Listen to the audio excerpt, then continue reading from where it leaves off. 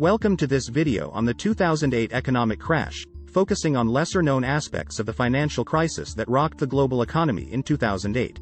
In this video, we will provide insights into some lesser-known causes and impacts of the crash. Part 1. Causes of the crash. While the housing market collapse was the primary cause of the 2008 economic crash, it was not the only contributing factor. One of the lesser-known causes of the crisis was the role of credit default swaps, which are essentially insurance policies on financial products. Banks and financial institutions were using credit default swaps to hedge against the risks of their investments in subprime mortgages.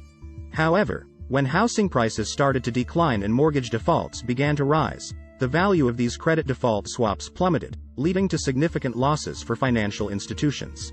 Another lesser-known cause of the crisis was the role of investment banks and their use of leverage. Investment banks, such as Lehman Brothers and Bear Stearns, were using large amounts of debt to finance their operations, allowing them to take on greater risks and potentially earn greater profits. However, when the housing market collapsed, these banks were left with significant amounts of debt and not enough assets to cover them, leading to their eventual bankruptcies. Part 2. Impacts of the crash. The impacts of the 2008 economic crash were far-reaching and long-lasting.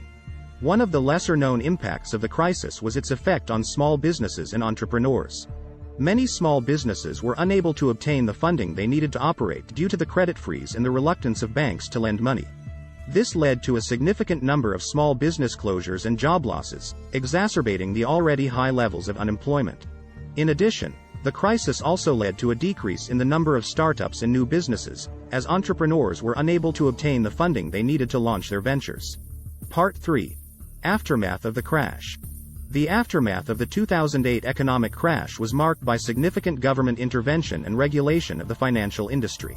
However, some of the lesser-known consequences of the crisis include the rise of income inequality and the decline of social mobility in many countries around the world. The economic downturn and the resulting loss of jobs and wealth disproportionately affected lower-income individuals and communities. In addition, the increased government intervention in the financial industry led to the consolidation of power among large financial institutions, further exacerbating income inequality. Furthermore, the decline in social mobility resulting from the 2008 economic crash has been felt for years after the crisis. As a result of the crisis, many young people were unable to find stable employment or obtain the necessary education and training to advance in their careers.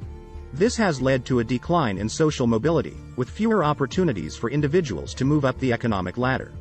Conclusion. In conclusion, while the housing market collapse was the primary cause of the 2008 economic crash, there were also lesser-known factors at play.